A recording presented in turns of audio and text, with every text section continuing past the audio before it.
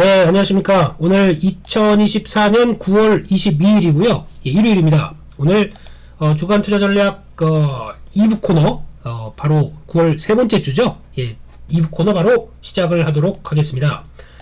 일단 날씨가 많이 추워졌습니다. 이틀 만에 예, 덥다가 춥다가 예, 시작하고 똑같네요. 예, 꼭 감기 조심하시고요. 비염의 계절입니다. 꼭 조심하시고 또 몸을 챙기시면서 주식시장 보셔야 될 것 같습니다. 물론 시장 분위기가 한결 나아지기는 했습니다. 근데 주체는 미국 시장이고 미국발 금리 인하고 그런 쪽에서 변화는 들어온다고 보여지고 있는데, 하지만 이게 위치상이나 여러가지 변화상으로 한국 증시에도 그대로 변화가 들어올 것이냐, 위치 차이가 큰 상황들이죠. 그렇기 때문에 이런 분위기로 봤을 때는 이제 미국이 어떻게 움직이느냐에 따라서 달렸겠지만 아마 국내 증시도 이런 격차를 좀 해소하는 데는 움직일 것 같다라는 쪽에 무게를 둬야 될 것 같고요. 지금 가장 또 중요하게 봐야 될 부분들은 지수에 너무 신경을 쓰게 되면 안 되겠다는 얘기 계속 드리고 있습니다. 지수는 어차피 지금 현재 뭐와 연결되냐면 반도체 쪽과 연결됩니다.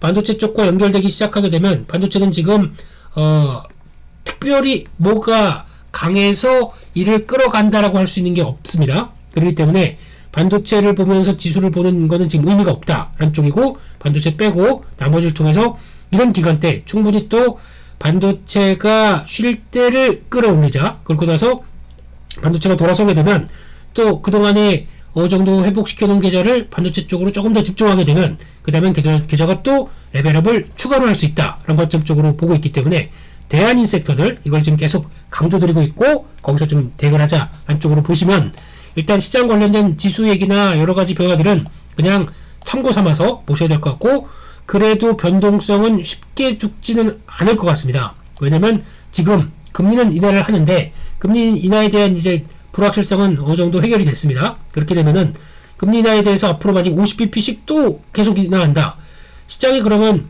금리 인하를 통해서 유동성 들어오는 건 좋은데 플러스 알파 상대적인 국면 쪽에서 경기에 대해서 또 고민을 많이 할 수밖에 없겠죠. 경기가 안 좋아지는 걸 또 혹시나 시장은 계속 또 챙겨볼 거고 고민할 거고, 그러다 보니까 금리 인하는 기정사실, 근데 경기는 또 다른 변수로 나오고 있기 때문에 경기에 따라서 나오는 여러가지 매크로 지표들 이거 가지고 또 좋았다가 나빴다가 이거 흐름 가지고 시장이 단기 일봉상의 변화가 계속 나올 수 있다라는 쪽들도 체크하면서 일봉 중심의 변화가 좀 흔들릴 수 있는 것들, 이거는 또 계속 앞으로 체크해야 될 저희의 운명인 것 같습니다. 근데 그건 또 미국 시장에서의 변화로 또 귀결을 지어야겠죠. 그래서 아마 지금 다우지수나 S&P 500이 신고가 영역 쪽까지 들어왔다라는 얘기를 아마 조금 더 연계시켜 보게 되면 나스닥도 그를 따라서 움직일 겁니다. 하지만 그게 생각보다 그렇게 강하게 나오기보다는 조금 좀 늦겠죠. 먼저 선방했던 섹터니까. 네, 그런 쪽에서 움직인다고 하더라도 뭐 이제 한국이 중요하겠죠. 네, 그런 쪽에서 변화를 좀 체크를 해야 될 것 같고, 일단 그거부터 한번 말씀드리게 되면요, 시장 분위기는 이때 많이 바뀔 것 같습니다. 24일이죠. 예정된 야당 주체의 금투세 토론회, 이게 일단 가장 중요한 또 변수로 봐야 될 것 같습니다. 요게 어느 정도 유예 쪽으로 가닥을 내고, 유예 쪽 폐지는 어려울 것 같아요. 지금 분위기는 유예 뭐 또 3년 유예 어쩌고저쩌고, 예, 뭐 자기네 정치적 이견에 따라 정치적 유리함에 따라서 대선까지 끌고 가겠다라는 쪽에서 뭐 그런 노이즈를 줄이겠다라고 하게 되면 그런 것도 나올 수는 있겠는데, 중요한 거는 금투세 토론에 따라서 시장 분위기가 바뀐다 그러면 가장 먼저 이제 코스닥이 또 탄력을 받겠죠. 코스닥 같은 경우 이거 한번 볼까요? 이제 코스닥 시장은 일단 중소형주 쪽이고 금리 또 그전에 많이 빠졌고, 올해만 하더라도 한 14% 지금 하락한 국면 쪽에서 만약에 하락을 본다, 올해 만약에 그러면 지금 하락한 국면,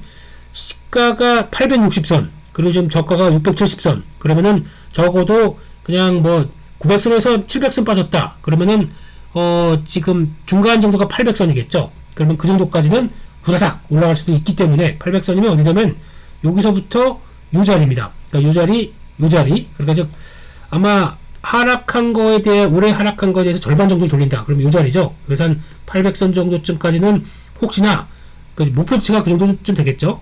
빠르게 돌아올 수 있겠다 그러면 요런 때 분위기 지금 제 생각은 코덱스 그 150, 그 코덱스 영어로 써야 되죠. 이게 저거로 돼 있으니까 코덱스 코스닥 150 레버리지. 예, 그래서 아마 이렇게 돼 있을 겁니다. 코덱스 코스닥 150 레버리지. 이름도 길어요.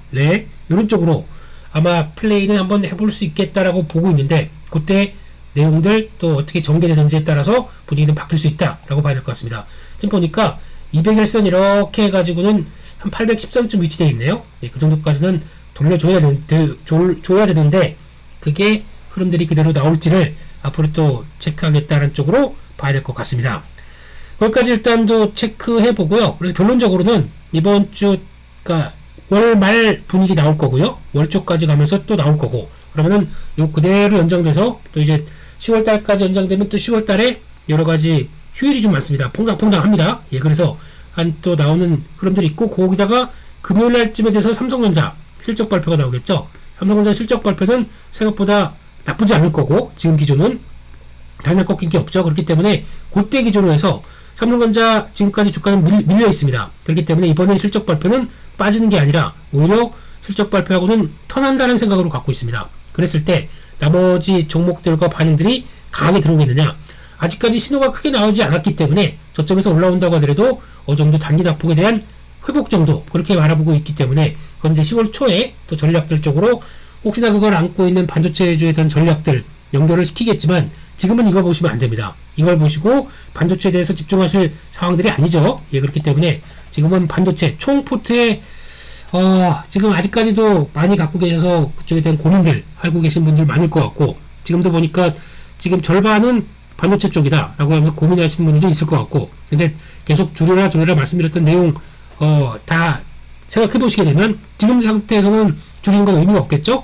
올라오게 되면 그때 또 줄이는 쪽으로 목표를 하시고, 근데 줄인 다음에는 이게 연속적으로 좀 쫙쫙 갈 수 있겠느냐, 뭐 실적 발표점에서 생각보다 괜찮은 실적 가지고 움직인다고 하더라도 계속 쭉쭉 움직일 수 있겠느냐는 매물의 업황에 따라서 달려있기 때문에 아직은 그거 생각할 시점이 아니다. 그러면 나 지금 현재 반도체 비중이 많다, 그러면 노리실 게 아까 말씀드렸듯이 삼성전자 실적 발표 시즌 정도쯤에서 또 줄일 생각을 하셔야 돼요. 예, 줄여놓고 그 다음에 그때도 그러면은 삼성전자가 이렇게 반등으로 쫙 한다 그러면은 나머지 쪽들은 또 그동안 차익 매물을 받을 거 아닙니까? 섹터 쪽으로 강했던 쪽들이 이쪽은 오히려 여기다 관심이 높다 보니까 조정이 나오겠죠. 그러면 줄여서 조정받은 또 다른 섹터들을 살 준비, 이게 딱 맞는 전략이라고 생각됩니다. 지금도 반도체가 비중이 많다, 아직까지 제대로 못 줄였다 생각하시게 되면 그때를 노린다 보시면서 대응하시면 딱 좋을 것 같습니다. 그래서 지금은 다음 주까지도 연결되는 여러 가지 지표들, 당장은 23일날 또 이제 20일까지 데이터 나올 겁니다. 20일까지 수출 데이터. 그래서 원래 21일날 나와야 되는데 21일이 쭉 연결해서 22, 23 휴일이다 보니까 또 수출 데이터 관련된 쪽에서 시장이 좀 더 반응을 할 것 같고, 기존만 수출 데이터 가지고 민감하게 움직이는 쪽들이 화장품이지 않습니까? 화장품, 전력기기 뭐 이런 쪽들, 네, 전력기기 또 뭐 라면 이런 쪽들, 수출 쪽에서 최근에 주도를 했던 종목들, 이게 생각보다 조금 일별 수출로 보게 되면 괜찮을 것 같은데, 혹시나 추석 연휴가 3일 들어가 있기 때문에 그거 가지고 약간 또 위축되는 데이터가 나온다, 그것 때문에 또 흔들린다, 예, 대응하셔야 됩니다. 이런 쪽들은 오히려 조정이 빌미다 라고 생각하고, 저희는 화장품 아주 좋게 보고 있는 입장이기 때문에 화장품, 바이오 뭐 이런 것들, 역시나 종목들, 주된 종목들 끌고 가고 있는 입장이기 때문에 좋아하는 섹터가 조정을 받는다, 당연히 매수를 해야 되겠죠. 예, 그런 것점에서 비중을 늘린다.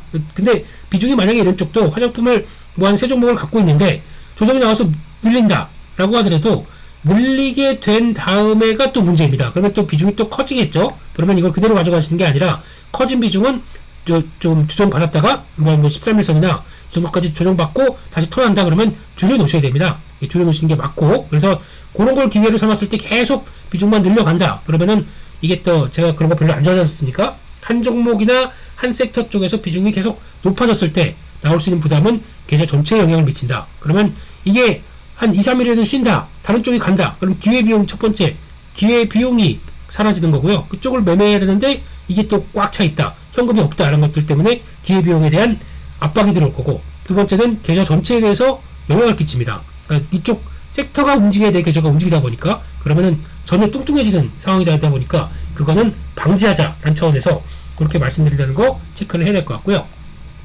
그런 쪽에서 변화들 보고 다시 한번 강조드리지만 한 현금 30%대는 유지하면서 계속 또 요거는 일부에서 말씀드렸던 매매 대응들 계속 또 체크를 해보시면서 가시는 게 맞을 것 같고, 반도체 휴식기 쪽 단기적으로는 10월 초에 또 삼성전자 실적 발표 때 변화가 나올 수 있겠다라고 하지만 지금은 대체 섹터가 중요하다.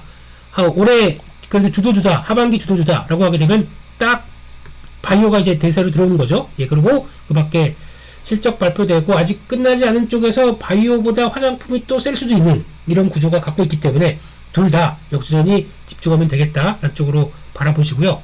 따라서 지금 매크로 관련된 얘기들 한번 좀 잠깐 볼까요? 네, 지금 미국 시장에서 또 변수를 줄 수 있는 게 달러 흐름입니다. 달러 흐름 보게 되면 딱 101.5 저항으로 나와 있고요. 102대는 좀 무거울 것 같고, 어떤 이번에 GDP 또 발표가 있는데 그때 미국의 경제 괜찮다 그러면은 GDP 확정 칠 겁니다. 이번엔. 그러면 또 턴할 수는 있겠지만 아직까지 요 달러 약세 쪽에서 한번 나오기 시작한 거, 또 그리고 또 금리 인하 계속 이어지는 쪽, 그리고 또 지난번 연준 위원이 얘기했던 50bp 추가로 가능하다라는 얘기 나온 만큼 달러가 강세로 딱 전환되기는 좀 어려울 것 같습니다. 그렇기 때문에 지금처럼 100대가 이탈하는 과정이 어떻게 나올지를 한번 좀 체크해야 될 것 같고요. 100대 이탈은 좀 의미가 있습니다. 그렇게 되고 아직까지는 왔다 갔다 하면서 박스권의 흐름들을 보이는데 100대 이탈에 대해서 그러면은 달러가 드디어 약세로 가는 국면들이 뚜렷해지는구나 라고 하는데, 이걸 보고 그러면 과거에는 신흥국들의 자금들이 들어와서 신흥국의 통화 강세, 그래서 신흥국에 대한 기대감을 키웠지만 지금 체력상으로 보게 되면 미국만큼 경제 체력들이 되는 나라가 없습니다. 그러다 보니까 신흥국 쪽에서 통화가 강세로 간다고 하더라도 제한적이에요. 그러니까 미국이 역시나 달러 약세로 간다고 하더라도 우리가 금리 인하 때문에 그런 거지, 체력적인 측면들은 우리만 데 있으면 나와봐. GDP 연간으로 이제 지금 분기별로도 마찬가지겠지만 GDP 2%대 성장하는 나라 이상 있으면 나와봐 라고 하다 보니까 그만큼의 자신감은 없다 라고 하게 되면 신흥국 과거처럼 통화가 그렇게 팍팍팍팍 강세로 못 가는 이유 같고, 또 한 측면 쪽에서는 일본이 있습니다. 일본이 여기 이제 변수죠. 이게 변수고, 그러면 글로벌 자금들이 달러 약세를 기반으로 해서 막 확 펼쳐나가기 제한되는 게 일본 쪽의 흐름들인데, 일본이 또 한번 체크를 해봐야 될 부분들이, 만약에 달러 약세로 간다 라고 하게 되면 엔화가 지금 달러 약세로 가게 되면 엔화가 강세로 가겠죠. 엔화 강세로 가는 부분들이 만약에 지금 지난번처럼 140엔대가 이탈하는 이런 쪽으로 갔다, 지금처럼 시장 분위기 이러지 않을 거예요. 미국도 주식시장, 외환시장의 힘, 그런 압박 때문에 위험자산 시장 쪽은 오히려 더 위축됐을 겁니다. 근데 상대적으로 엔화가 그래도 약세로 가다 보니까 그게 좀 더 다행인 거죠. 그래서 아주 좋은 시나리오는 달러 약세로 가는데, 엔화도 일단 강세로 엔화 약세로 가는 건 좀 고민스러워요. 강세로 간다고 하더라도 140대 그렇게 크게 이탈하지 않고 내려가는 속도가 완만하게 내려가는 쪽으로 나온다. 그러니까 좀 일본이 좀 경제 구조로 보게 되면 희생을 해야 됩니다. 그게 맞는 것 같아요. 지금 물가 상승 압력 보게 되면은 엔화 지금 금리가 0.25란 게 말이 안 돼요. 솔직히 한국가의 0.25란 거 보게 되면 적어도 물가 상승률까지 감안한다. 1% 이상으로 금리를 올리는 게 맞는데, 이게 맞음에도 불구하고 나머지 시장의 여파, 글로벌 시장의 여파, 특히 미국도 압박을 할 겁니다. 야, 니네 그거로 인해서 우리 주식 시장이나 아니면 위험자산 시장 막 흔들리게 되면 니네 각오해라. 이런 쪽으로 나올 가능성이 높죠. 내가 다음 주 또 일본 자민당 총리 또 선거가 있다 보니까 그쪽에서 또 영향을 끼칠 거고, 그런 쪽에서 엔화는 일단 하락으로 강하게 간다. 140엔대가 깨지는 것도 살살 깨지는 거, 좀 어느 정도 약하게 깨지는 정도. 달러가 100대가 이탈, 그리고 또 엔화는 강세로 가면서 140대 이탈, 이렇게 되는 것들은 별로 좋은, 그러니까 100은 괜찮은데, 100 이탈하는 건 괜찮은데 140 이탈이 강하게 들어온다. 요거는 좋은 내용들이 아니에요. 그렇기 때문에 일단 지금 그래도 달러가 크게 약세로 안 가면서 한 144대 좀 안착해주는 이런 과정들, 그래가지고 이렇게 돼 있죠. 저항대에서 딱 왔다 갔다 하면서 이렇게 버텨주는 정도, 그 정도가 가장 이상적인 쪽이 아닐까. 그러면 시장은 그래도 돌아갑니다.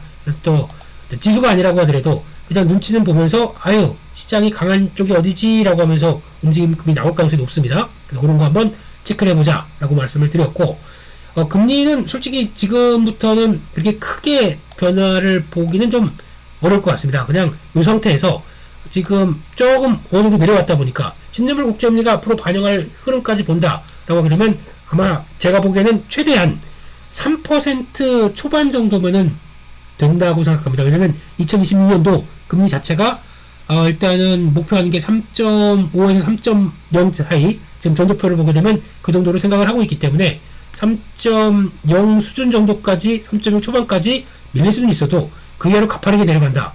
이거는 어떻게 보면 경기에 대해서 위축 신호도 나올 수 있거든요. 그렇기 때문에 지금은 이 상태, 그러니까 올해 또 급하게 최근에 내려왔던 거 비교하게 되면은 또 급하게 내려가는 것도 별로 안 좋아요. 그렇기 때문에 금리는 그냥 적정한 수준 쪽에서 지금 또 3.5로 바로 내려가기는 시장이 그러면 또 야 이거 좀 경기에 문제가 있는 거 아니야? 라는 쪽으로 또 해석을 할 수 있기 때문에 약간 시장 분위기는 오히려 그러면 경기가 위축 신호 나온다? 그러면은 채권으로 몰려가는 분위기가 나오겠죠. 채권의 수요가 증가한다? 그러면 금리 떨어진다. 이런 흐름이기 때문에 지금 급격하게 또 금리가 빠지는 거는 시장에 악재일 수도 있어요. 지금부터는요. 그렇기 때문에 그것도 감안하시고 그냥 그 정도다. 지금 상태에서 그렇다고 또 뭐 4% 넘어가는 일은 없을 거고요. 예, 그러면 한 3.8대 정도에서 3.5 사이 요 정도가 움직이는 게 요 저항대 보게 되면요. 예, 그러면 가장 이상적인 움직임이 아닐까 라는 쪽에서 금리는 일단 안정이 제일 중요합니다. 그래서 요 정도에서 왔다 갔다 하는 정도 보셔야 될 것 같고, 이렇게 되기 시작하게 되면 이제 금융시장 쪽에서 가장 또 신경을 쓰셔야 될 것들은 만약에 현금을 갖고 있는 것보다 금리 인하 시기가 들어온다 라고 하게 되면 현금을 보유하는, 그러니까 만약에 이제 주식하는 거 빼고도 나머지 현금에 대해서 어떻게 관리를 할 것이냐 라고 하게 되면 현금성 자산의 운용 방법, 첫 번째로 말씀드릴 수 있는 게 금, 예, 두 번째로는 조금 좀 아예 그냥 만기 보유 목적으로 채권, 이것도 나쁘지 않을 것 같습니다. 왜냐면 어차피 금리는 떨어지게 되고, 그러면 금리 떨어지게 되면 역시나 높은 채권에 대해서는, 금리 높은 채권에 대해서는 수요가 늘어나지 않습니까? 그렇게 되면은 채권 가격들이 올라가고 금리는 떨어지고 한다고 하더라도 어차피 저희는 금리에는 상관이 없습니다. 보장된 금리를 가지고 끝까지 가겠다는데 채권 가격이 올라가다 보니까 이거 언제든지 판다라고 하게 되면 채권 높은 가격에 팔 수 있는 권리가 되는 거죠. 그렇기 때문에 채권 보유 나쁘지 않습니다. 그래서 아마 지금 미국채, 뭐 10년물 국채 지금 증권사에서도 엄청 팔아요, 지금요. 그래서 5.5%짜리인데, 근데 문제는 이게 이번에 금투세가 적용되게 되면은 고스란히 또 세금 압박들이 나올 수 있다는 것도 하나의, 기존까지는 채권이 포함이 안 됐던 걸로 알고 있는데 되기 시작하게 되면 이것도 압박이 되다 보니까 최근 들어서 채권의 매수가 뚝 끊겼더라고요, 또. 근데 그래도 그럴 정도가 아니라고 하더라도 적절한 현금을 활용한다. 저는 채권 매수는 나쁘지 않다고 이 얘기를 한번 드렸었죠, 지난번에서도. 예. 채권 얘기 드리면서 채권 매수는 지금은 금리 인하기를 바라보면서 높은 금리의 채권 갖고 있는 건 나쁘지 않다라는 쪽이고, 이제 금입니다. 금은 지금 보시게 되면은 금도 여러 가지 대응을 할 수 있겠는데 금 가격 어떻게 매매해요? 뭐 이런 얘기 많이 하시는 것 같고, 그래서 제가 대안으로 드린 게 지금 그 한국 KLX 금거래소 쪽에서 들어오는 거기가 수수료만 있고 이제 매매 차익에 대해서 기본 세금만 매기는 걸로 알고 있습니다. 그거는 조금 더 체크해야 되겠지만 그렇게 가장 무난하게 금을 매입할 수 있는 흐름으로 알고 있습니다. 꾸준하게 가고 있고, 상대적으로 은 같은 경우도 움직이는데 은에 대한 변동성이 좀 크다 보니까 저는 차라리 그냥 안정적인 현금을 대체한다, 수익을 많이 크게 내는 게 아니라 현금성을 대체한다 라고 하게 되면 이거 괜찮을 것 같은 쪽이기 때문에 금이 더 저는 낫겠다고 바라보고 있고요. 뭐 차라리 매매는 저희 그냥 주식시장에서 하면 돼요. 그렇기 때문에 그것까지도 초과속을 노린다, 이건 별로 전 긍정적이지 않다고 보고 있기 때문에 그렇게 보고 있고, 또 하나, 만약에 미국 시장에서 금을 본다 라고 하면 지난번에 한번 설명드렸었죠. GLD 이거를 갖고 계시는 것도 나쁘지 않겠다라고 말씀드리고, 이게 ETF라고 말씀드렸죠. SPDR 골드 트러스트 이쪽 이거 느리게 움직입니다, 아주. 근데 이거 가지고 뭐 얼마가 되겠어 라고 할지 모르겠지만 올해 여름 때만 사셨다고 하더라도 7월달 8월달만 사셨어도 지금 10% 수익입니다. 그럴 정도로 괜찮아요. 그래서 그런 것들 미국 시장 할 때 이런 것도 한번 끼워 넣어보자. 기억하실 게 GLD, 이것도 한번 보셨으면 좋겠고요. 금이 꾸준하게 강세니까요. 그래서 지금 과거 금리 인하기 때 보통 평균적으로 2000년대 들어서 지금 금의 수익률은 금리 인하기 때 한 30%대 됐습니다. 거의 다. 그렇기 때문에 그런 것들 생각한다라고 하게 되면 괜찮은데, 하지만 지난번 코로나19 때는 5%대밖에 안 됐습니다. 대체 수요가 어디로 갔냐면 BTC, 비트코인 들어갔기 때문에 그런 쪽으로도 볼 수가 있죠. 그래서 아마 지금 현금성 자산을 본다라고 하게 되면 아까 말씀드렸듯이 첫 번째 금, 두 번째 채권, 세 번째는 저는 가상화폐 BTC 또는 이더리움, ETH 요 두 가지가 훨씬 더 나을 것 같습니다. 근데 이거는 그렇다고 또 내가 현금이 좀 2, 3억 있는데 이걸 가지고 다 비트코인에 들어간다. 이거 어려운 일이에요. 그러니까 현금성 자산을 구성한다 그러면 요 정도쯤 해서 구성을 하고 보시는 게 좋을 것 같고, 솔직히는요, 네, 4번이 있긴 있는데 4번은 그냥 부동산입니다. 이건 제가 뭐라고 말씀 못 드리겠어요. 저는 지금 보면은 또 막 신고가들 나기 시작하잖아요. 보니까 또 후배 한 명이 이번에 둔촌 주공 단지 재개발하는 거 다 갔다 와서 뭐 여러 가지 많이 얘기하더라고요. 갔더니 부동산마다 사람들이 서너 명씩 있더라, 다 문의하고 있더라, 이런 것들. 근데 그게 거의 지금 재건축의 마지막 끝판왕. 그러니까 요거 다음에 지금 없어요. 대규모 단지가 들어와서 재건축 끝나서 뭔가 사람들의 이목을 끌 게 없습니다. 그러면 여기 관심이 많이 놀릴 거고, 이거 딱 끝난 다음에는 제로지 않습니까? 그렇게 되면은 공급이 계속 늘었어야 되는데, 공급 늘어서 재건축 이것쪽을 한번 건드려 보겠다는 게 지금 한 2년 동안 없을 겁니다. 지금요. 크게 제가 알기로 그래요. 1, 2년 동안.